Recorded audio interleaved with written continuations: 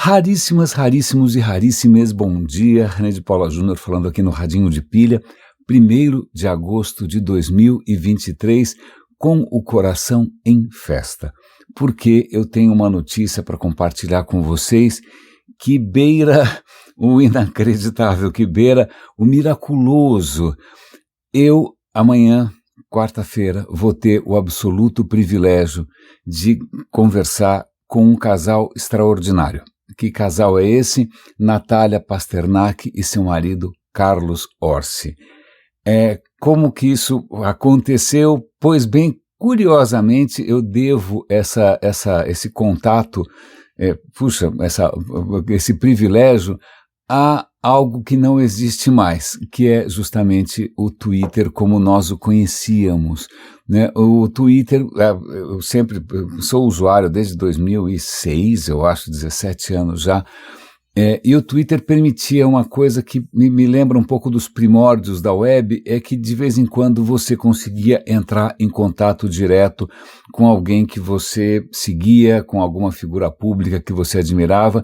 Às vezes acontecia, às vezes você interagia por ali, seja num comentário, seja mandando uma mensagem direta, e às vezes as pessoas respondiam. Isso aconteceu no começo da web. Eu me lembro de alguns e-mails que eu troquei com pessoas que, imagina, estão lá no panteão da glória, sei lá, Gilberto Gil, Milor Fernandes, no meu Olimpo. Okay?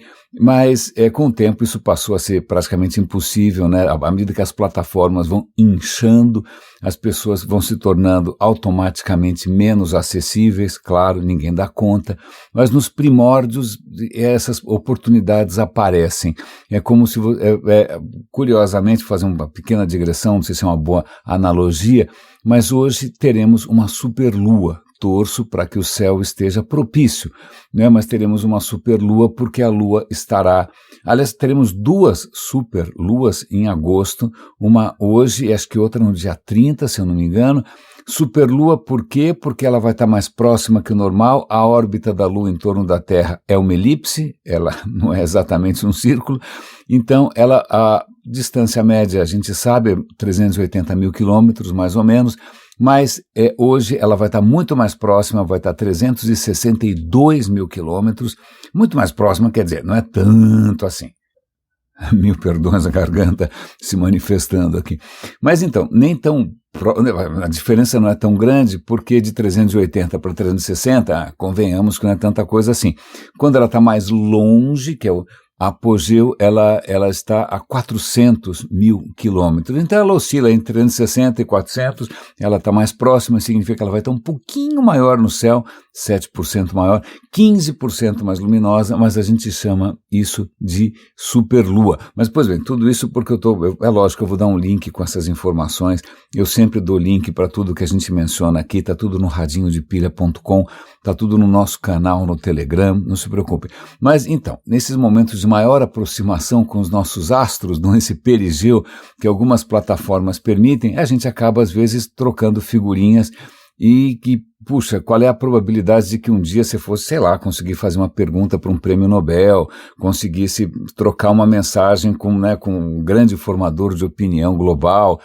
O Twitter permitiu isso e eu agradeço a essa longa aventura, essa longa jornada no Twitter por ter me propiciado hoje, amanhã, essa conversa com 2 figuras que eu tanto admiro, que também usaram as redes de uma maneira bastante nobre, né? Usaram as redes não necessariamente para ficar vendo o resultado do futebol ou para entrar num fla-flu ideológico, seja lá com quem for, mas para o quê? Né? Levar adiante essa tocha, a tocha da razão, a tocha do progresso, a tocha da ciência, a tocha do bem-estar e da saúde pública. Então, o Carlos Orsi e a Natália Pasternak, eles têm uma revista que chama Revista Questão de Ciência. O Carlos é um articulista, imagina, magnífico. Os artigos dele na revista eu estou sempre recomendando aqui para vocês. Acho que ontem mesmo eu recomendei. A Natália nem se fala, a Natália durante a pandemia virou uma presença constante e impagável, sempre divertidíssima, né, na televisão, sobretudo no Globo News, né, contando sobre tudo, né, tentando esclarecer a população sobre o uso de máscara, sobre vacinas, sobre toda a questão de prevenção e da Covid, um trabalho hercúleo, né, uma exposição bastante arriscada, porque eram tempos muito bicudos, né, tempo de muita polarização, tempo de muita ameaça, mas a presença dela era sempre divertidíssima. Em suma, ao longo do tempo, consegui trocar figurinhas aqui e ali com eles pelo Twitter, depois em outras plataformas também. Eu os havia convidado para conversar há bastante tempo, naquele momento, mas primeiro que os meus canais são canais que são 100% orgânicos, eles não são monetizados, eu não ganho dinheiro com as coisas que eu né, com os comerciais, seja lá o que for que o YouTube ou qualquer outra plataforma coloque, eu não monetizo o que eu faço, né? Se eu tenho alguma receita mínima aqui, por exemplo, com radinho de pilha, é porque eu tenho 17 super raríssimas, já foram 18, agora são 17 de novo, que voluntariamente, sei lá, separam ali um café para ajudar a pagar as contas, porque eu pago para publicar, eu pago para divulgar o que eu divulgo, eu não ganho nada com isso, né? É a minha maneira de retribuir para tudo aquilo que eu aprendo com tanta gente, para tudo aquilo que eu aprendi ao longo de tanto tempo, para tudo aquilo que eu descobri desde que eu abracei esse mundo, né, da web. Pensando do mundo da web, estou idealizando um pouco, né? Quando a gente começou essa história toda, ninguém imaginou que isso fosse terminar no TikTok, não é mesmo? Mas, pois bem, então, em suma, eu estou até tropeçando, né, nas minhas próprias ideias, porque é quase que imerecido. Eu sinto como se fosse imerecido o privilégio e o prazer de poder falar com eles amanhã. Eu vou fazer uma live. Eu quero, lógico, um dos assuntos centrais vai ser o livro que eles lançaram em conjunto, que é o livro Que Bobagem, que eu tenho aqui na minha cabeceira. O livro, aliás, é lindo, está muito bem, a diagramação é linda, o papel é lindo, é um belíssimo objeto, né? Fica, para quem está em dúvida entre a versão digital e a versão atômica é muito bonita, né? E, aliás, a versão atômica acho que tem outra vantagem, papai passa alguns fins de semana, cada 15 dias ele passa o fim de semana conosco, e eu tenho certeza que se o livro fosse digital, talvez ele tivesse uma resistência um pouco maior, mas como o livro é físico, é um livro muito agradável, né, o papel é gostoso, etc. e tal, ele está se aventurando ali pelos ensaios da Natália Pasternak, do Carlos, a respeito de várias coisas, de homeopatia, de psicanálise, de várias disciplinas, entre aspas, crenças, né, mais propriamente ditas, que merecem ser revistas à luz, né, do que efetivamente funciona, não é, que é ciência. Então, em suma, eu estou aqui ainda digerindo essa grande novidade, vocês estão todos convidados.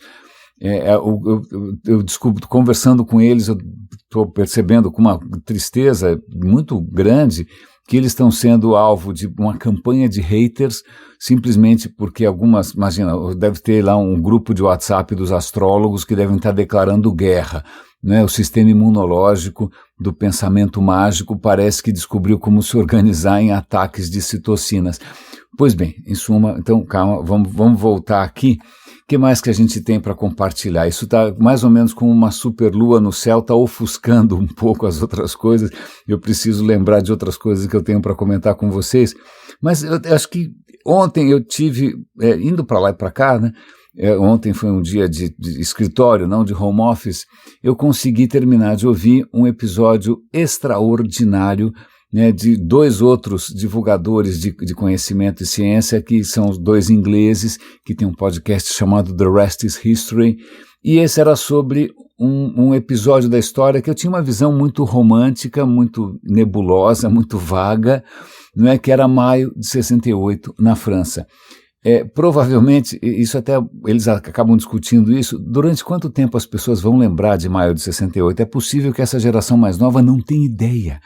É possível que essa geração, sei lá, o pessoal com quem eu trabalho, que é 30 anos mais novo do que eu, não tenha a menor ligação afetiva com maio de 68, com os slogans, com os posters, né, com praticamente a guerra campal nas ruas de Paris. Talvez não. Eu estou aqui compartilhando algo que é relevante para mim, ou pelo menos interessante para mim, mas que de repente para quem é mais novo pode ser como se eu estivesse falando aqui de Nero, né? Como se eu estivesse falando, sei lá do quê, das guerras púnicas. Pois bem, mas vamos lá, maio de 68, só para refrescar a memória. Maio de 68, no comecinho de maio de 68, surge uma pequena rebelião estudantil em Paris, a polícia cai de pau, a rebelião começa a crescer, a inchar, quando o governo percebeu, 2/3 dos trabalhadores do país estavam em greve, 10 milhões de pessoas estavam em greve, Paris tinha virado praticamente uma guerra civil, com lojas sendo vandalizadas, com soldados na rua, pancadaria. Que diabo que aconteceu, né? Como é que isso aconteceu sem mais nem menos, né? E aí hoje a gente, quando olha para trás, olha com muito romantismo, tá? Mas naquele momento ninguém estava entendendo nada, como é que isso aconteceu. Eu já comentei sobre o primeiro episódio, que explica um pouco dessa história. Eu vou dar o link para o primeiro episódio aqui para a gente não se repetir demais. Mas faltava o desenlace, como é que isso termina. E a perspectiva que eles escolhem é a perspectiva de uma outra figura histórica, que é o Charles de Gaulle. De Gaulle era o presidente da França naquele momento. E de Gaulle era uma figura histórica porque, bom, vamos lembrar, a França foi invadida pelos nazistas, certo? Os nazistas criaram ali um governo junto com... a França, bom, quando os nazistas ameaçaram destruir Paris, falou, parou, tá bom, não precisa destruir nada, tá tudo bem, vamos fazer um governo aqui, que era o governo de Vichy, né? Era um governo francês aliado aos nazistas, então teve aí uma colaboração francesa com o nazismo, que ninguém gosta de lembrar, não é? Mas enquanto isso, de Gaulle, que era um general, estava em Londres, na BBC, mandando pelo rádio mensagens para os franceses de resistência, vamos vencer essa guerra, tal.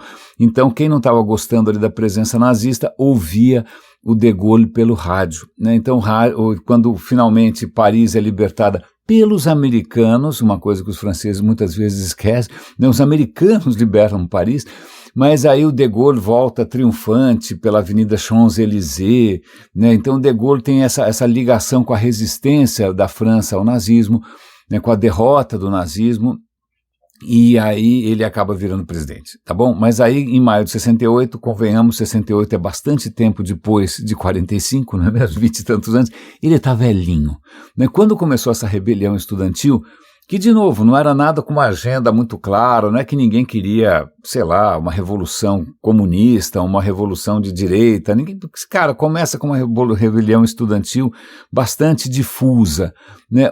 O de Gaulle não estava em Paris, ele tinha ido fazer uma viagem para a Romênia, ele estava tentando trazer a Romênia para o lado do Ocidente, para o lado da democracia, o que acabou não acontecendo, porque o Ceausescu acabou se tornando um ditador monstruoso e implacável, mas tudo bem, ele estava na Romênia, e ele na Romênia olhou essa confusão e falou, mas que porra é essa? Desculpa, não é assim que fala em francês, é lógico, mas que desgraça é essa, o que está acontecendo? Não levaram a sério, né, acharam que era uma coisa de jovens mimados. Aliás, a própria esquerda francesa também achava que não era nada legítimo, porque afinal só a esquerda tem um monopólio certo das coisas certas.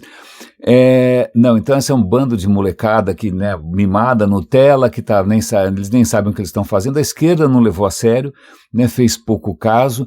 Os militares, a presidência, o de Gaulle também foi credo, isso é coisa de criança tendo piti, né? O que a gente faz com uma criança que tem piti, a gente dá um bom tabefe, né? Para você ver como militares têm uma noção extremamente interessante de puericultura, né? De como lidar com crianças, né, no tapa.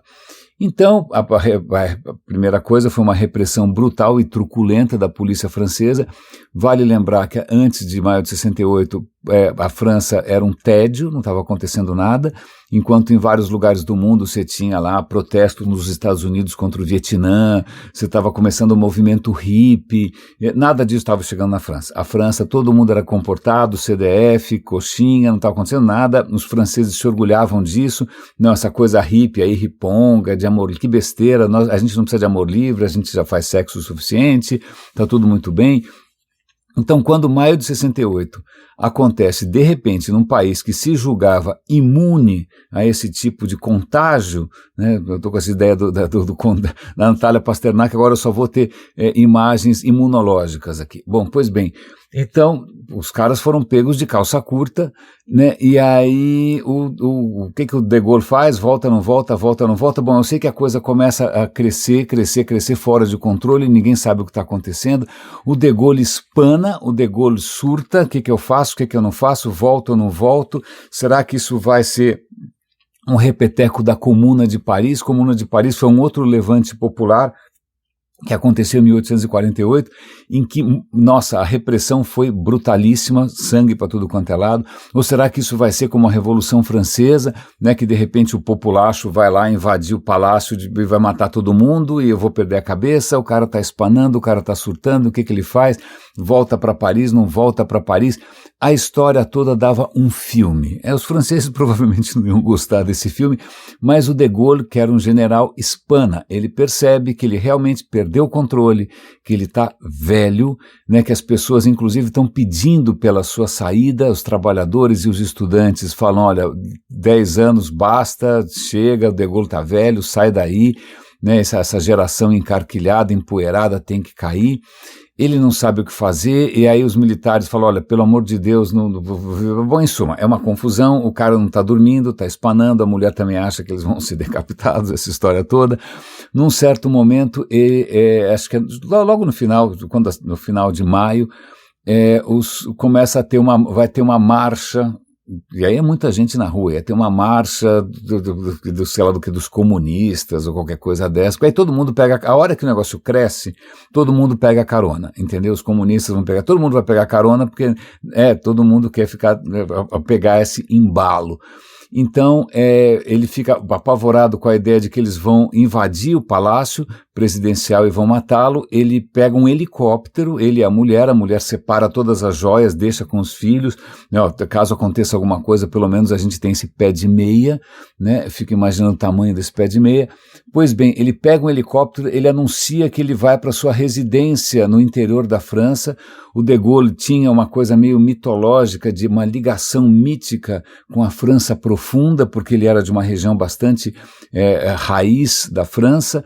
Eu vou voltar para a raiz da França, para o espírito da França, mas aí quando ele está no helicóptero, ele fala para o piloto, não vamos para minha casa de campo, nem a pau Juvenal, vamos atrás do exército francês. Me leva para a fronteira com a Alemanha. Por que o cara resolve ir para a fronteira com a Alemanha? Porque na hora que acabou a Segunda Guerra, né, a Alemanha foi fatiada ali, né, pelos aliados. Então uma parte da Alemanha foi os soviéticos fiquem com essa parte aí virou a Alemanha Oriental, né, os americanos ficaram com uma outra parte, a França fica tomando conta de um pedaço ali, a região de Baden-Baden. E aí ele vai se encontrar com a liderança do exército que está lá, mas você fala, cara, por quê? Por que ele está fazendo isso por baixo do pano? Aí ele vai falar lá com um líder, que era um líder heróico, másculo, militar, paraquedista me dá frio na espinha, mas tudo bem. E aí o cara fala, não, olha, o De Gaulle, não se preocupe, o exército está contigo, aconteça o que acontecer, a gente está do teu lado, né, você não vai ser decapitado. Aí o De Gaulle pega, volta, bom, em suma, é uma patetada, o cara está espanando, o cara não consegue dormir, a mulher está surtando, e o cara não sabe se ele aciona os militares sim ou não, e aí finalmente no dia que vai ter essa grande manifestação nas ruas, que poderia, sei lá, desandar em algum tipo de quebra-quebra, ou de, sei lá, queda da Bastilha de novo, né? Paris tem um histórico bastante complicado, ele resolve fazer um gesto meio genial. Na época já tinha televisão, ele podia ir para a televisão e ir lá falar, gente, muita calma nessa hora, vamos baixar a bola. Não, né? Ele prefere o rádio, ele faz um pronunciamento curto no rádio. Por que ele opta pelo rádio? Né? Provavelmente porque se ele fosse para a televisão, todo mundo ia ver um velhinho combalido, um velhinho em pânico. Na hora que ele vai para o rádio é onde o De Gaulle cresceu, né? O De Gaulle, né, era a voz da França na época da invasão nazista. Então, para quem, veja, embora tivesse muita gente na rua, a maioria da população francesa, uma boa parte da população francesa pelo menos, não estava gostando dessa confusão. Muitos deles eram apoiadores do De Gaulle, muita gente queria que essa bagunça acabasse, uma bagunça que era uma bagunça difusa, informe, sem nenhuma agenda muito clara, né, não era um inimigo claro, né? Então, quando ele vai para o rádio, é um grande ufa, voltou o De Gaulle que a gente conhece. Né, vamos esquecer que ele está velho e apavorado, né, e aí ele faz um discurso muito rápido e ele acaba falando, olha, é o seguinte, o discurso é rápido, vocês têm duas escolhas, né, ou o caos da esquerda, a esquerda vai dominar e vai colocar um sistema totalitário no poder, a gente está correndo esse risco, ou eu vou prometer, vamos ter eleições, eu vou dissolver o Congresso, ou seja lá o que eu vou fazer, e vamos ter eleições e tal, e aí, ufa, ele faz isso antes, logo bem cedinho, antes dessa grande marcha acontecer, isso dá uma grande desarmada, dali para frente tudo se esvazia e acabou maio de 68, acabou com o pronunciamento de um velhinho no rádio, né, que o cara realmente evitou a televisão e foi muito sábio nesse sentido. Mas o que é muito interessante e um pouco frustrante também, é que a gente fica se lembrando dos anos 60 como o grande ano da rebeldia, a rebeldia nos Estados Unidos, rock and roll, França, se bem que a França não estava nem aí com rock and roll também, mas a questão é que isso serviu para uma coisa nefasta, isso fez com que a extrema-direita, né, os fascistas, a extrema-direita, saíssem, né, da cova, saíssem do cemitério e se estruturassem e se organizassem para que isso não acontecesse de novo. Então, o que imediatamente acontece na França é a volta da direita. Em pouco tempo você tem a direita no poder de novo.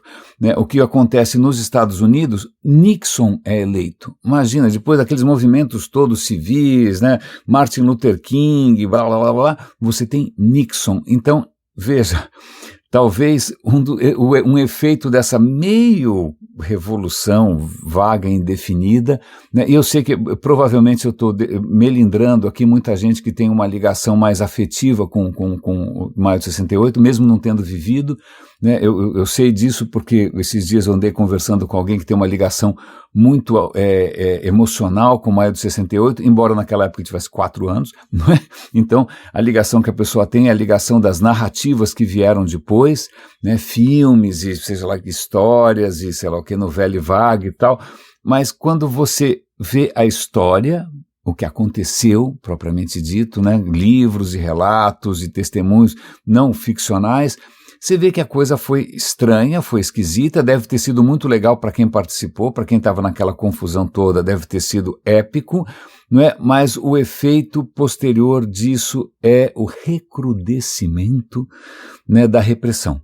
Veja que Foucault, que também, coitado, Foucault não entendeu nada dessa história, ele estava em outro lugar, acho que não sei onde ele estava, na Argélia, já esqueci, Tunísia, ele não entendeu nada, depois, veja, o Foucault dali para frente começa a escrever sobre o aparato de repressão, sobre o aparato de poder, sobre o Estado que tudo vê, porque é isso que acabou acontecendo depois dessa história. Não é? Vale lembrar também, isso eu não tinha ideia, eu também sempre venerei Foucault, li Foucault, nem sempre entendia tudo, porque franceses muitas vezes primam pela obscuridade, Foucault, Derrida, Deleuze, né? Autores especialmente, como hei de dizer, indigestos, né? Apaixonantes, mas muitas vezes difíceis de digerir, né? É muito curioso porque Foucault não necessariamente foi tão relevante na França, não foi, na verdade, relevante quase que em lugar nenhum, exceto na América. A América, através de Foucault, fantasiou um pouco essa história toda.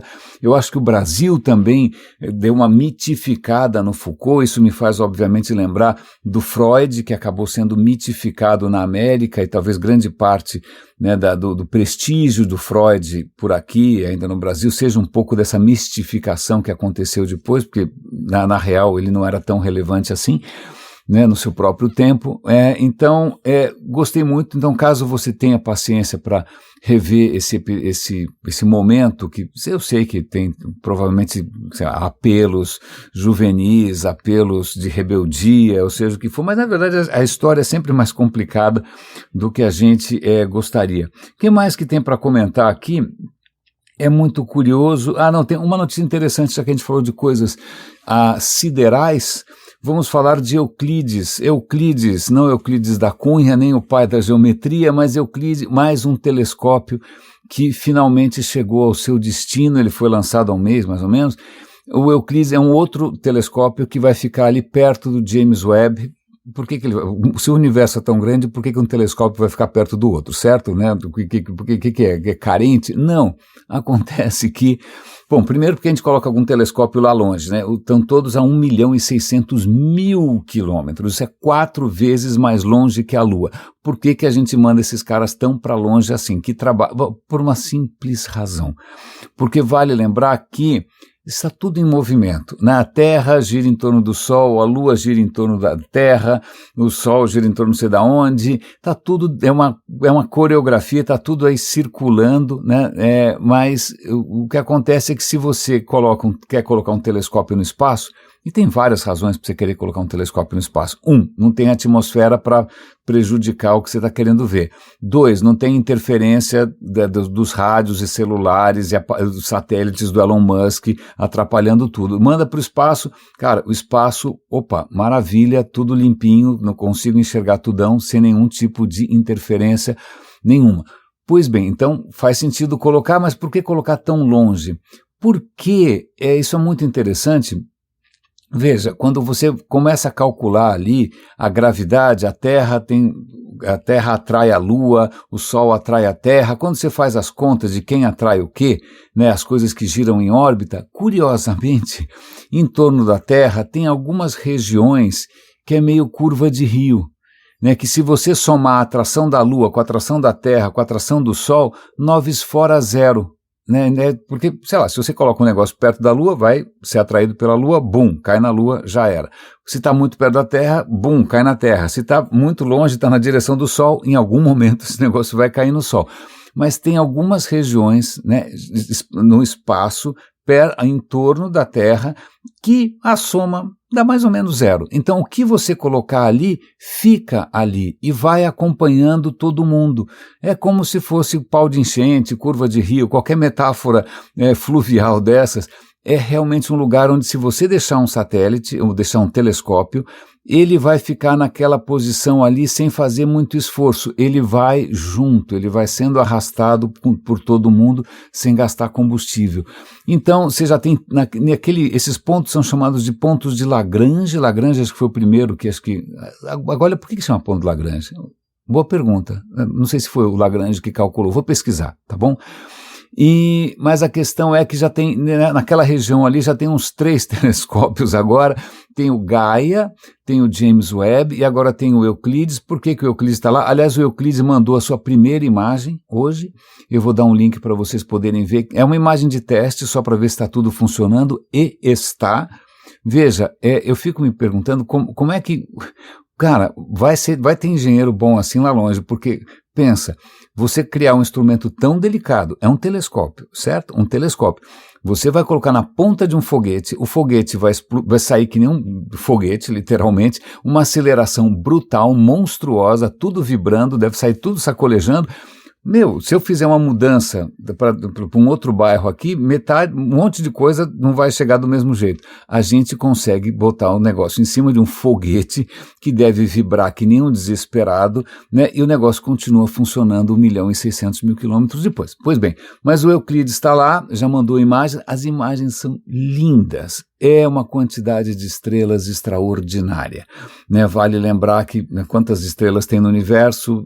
7 trilhões de estrelas no universo. O que cai é uma quantidade brutal, certo?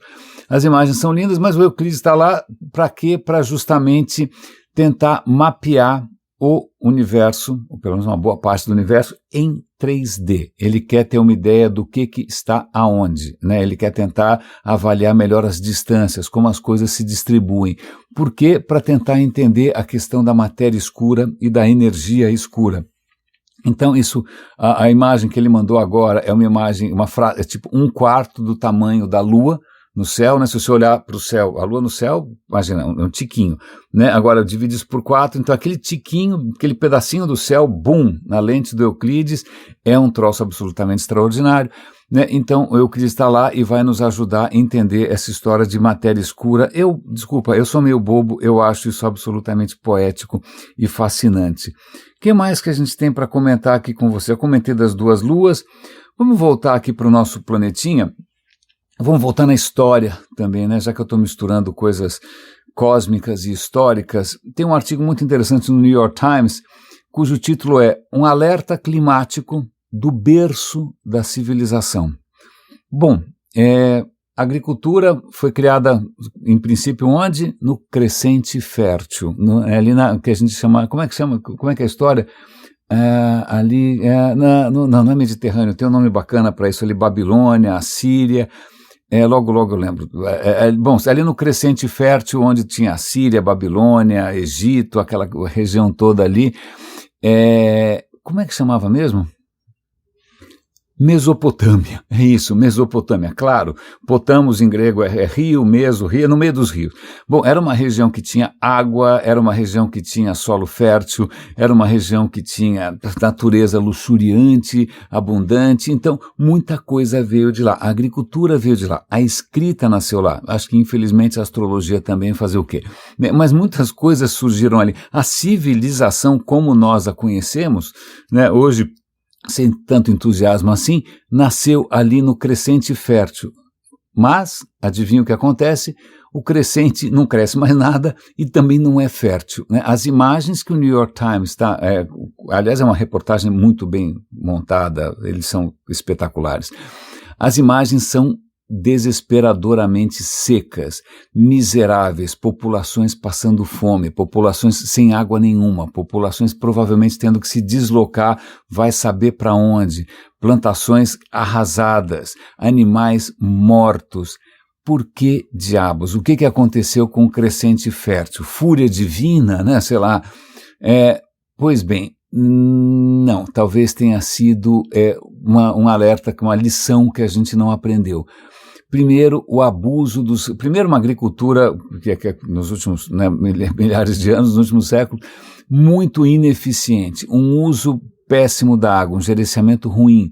Segundo, a criação de represas aqui e acolá, e aí tem toda a história, um país, né, disputando o curso de água com outro, criando represas, um prejudica o outro. Bom, em suma, o gerenciamento de um recurso que antes era abundante foi tão canhestro, foi tão tosco, foi tão míope, que o que a gente tem hoje é o antigo berço da civilização, está parecendo um túmulo. É basicamente isso. Então, as imagens são fortes, as imagens são tristes, o alerta está lá, o que a gente vai aprender com isso eu não sei, e aí até tem um outro artigo extremamente interessante na FIS.org, que é um site de ciência que eu também respeito bastante, dizendo que os patógenos não é uma ave que faz quack e que solta ovos de vez em quando. Patógenos são pequenos organismos que causam doenças, né? Por exemplo, o vírus do Covid é um patógeno, né? A bactéria, o bacilo é um patógeno. Qualquer coisa que faz você ficar doente, qualquer forma de vida que faz você ficar doente é um patógeno, certo? O que acontece é que o Ártico, né, ali na região ali do Polo Norte, na região da Sibéria, que essa região toda que está derretendo desesperadamente, o aquecimento global é 4 vezes mais rápido lá. O que acontece é que na hora que o gelo derrete, ele expõe o que tinha embaixo. O que tinha embaixo? Muita coisa, né? Provavelmente mamutes mortos, né? Sei lá o que. Muitas coisas que estavam ali soterradas e congeladas, elas voltam a ver a luz do sol. E isso inclui aproximadamente 6 sextilhões, acho que o número é esse, é 6 ou 4, tanto faz nessa altura, né? 4 sextilhões de patógenos todo ano vão ser liberados. Ah, que beleza, eles estavam ali congelados há dezenas, centenas de milhares de anos, né? A gente viu recentemente, acho que eu não comentei com vocês, mas vocês devem ter visto em algum lugar, que é um vermezinho que estava há 46 mil anos congelado, a hora que, né, voltou à vida, ou seja, então está cheio de criatura ali que vai voltar à vida e que devia estar ficando, deixa ela quieta lá. Pois bem, a gente conseguiu liberar, a gente abriu a porta do inferno, então a gente vai ter todo ano sextilhões de patógenos sendo liberados, isso é praticamente o número de estrelas no universo, uma coisa simples, não é? Então esses patógenos podem fazer alguma coisa ruim. Não é? Não todos, claro, porque, sei lá, muitas vezes eles só fazem mal para algum tipo de organismo que de repente nem existe mais, mas existe uma pequena chance de que, e aí os cientistas estão fazendo simulações, se de repente, se um desses patógenos de repente contagiar, etc e tal. Então a questão é a seguinte, não quero botar ninguém em pânico, mas a chance de que algum desses sextilhões de patógenos possa provocar mais algum tipo de estrago em escala planetária, e a Natália Pasternak vai ter trabalho pelo resto da vida, pelo visto, não é zero, não é desprezível, né? Não é desprezível. Mas então, vamos ver se a gente consegue encerrar, já que eu falei aqui da Natália, a gente está mais ou menos fechando o círculo desse episódio. Vamos encerrar por aqui, e em primeiro lugar, eu ainda estou assimilando, estou digerindo isso, porque foi muito inesperado, foi quase muito imerecido, e foi muito, como hei de dizer, como é a palavra, existe alguma palavra para aquilo que provoca esperança? Não sei, eu vou pensar no assunto. Mas foi muito bem-vinda essa possibilidade de ouvir a história de quem está fazendo história, né? De quem está tendo um papel, teve um papel e continua tendo um papel fundamental, né? Para justamente salvar a gente da gente mesmo, né? Para tentar resgatar aquilo que, puxa, fez o bem a tantas pessoas, que é o progresso da saúde, o progresso da medicina, o progresso das comunicações, né? A gente está ali num tsunami de inverdades e teorias da conspiração e gabinetes do ódio e pensamento mágico esquisito. Então, ter o privilégio de conversar com alguém e de dar espaço, dar mais voz ainda para alguém que está no front, para mim é aquele, sabe quando na cerimônia do Oscar alguém recebe o Lifetime Achievement? Para mim era isso, eu podia parar de fazer tudo o que eu estou fazendo simplesmente porque eu consegui trazer até vocês essas duas vozes, a do Carlos Orsi e a da Natália. Raríssimos e raríssimas, muito obrigado. Puxa, fico super feliz de poder dar essa notícia para vocês. Cuidem-se, um grande abraço e até amanhã, quando a gente vai falar com a Natália e com o Carlos.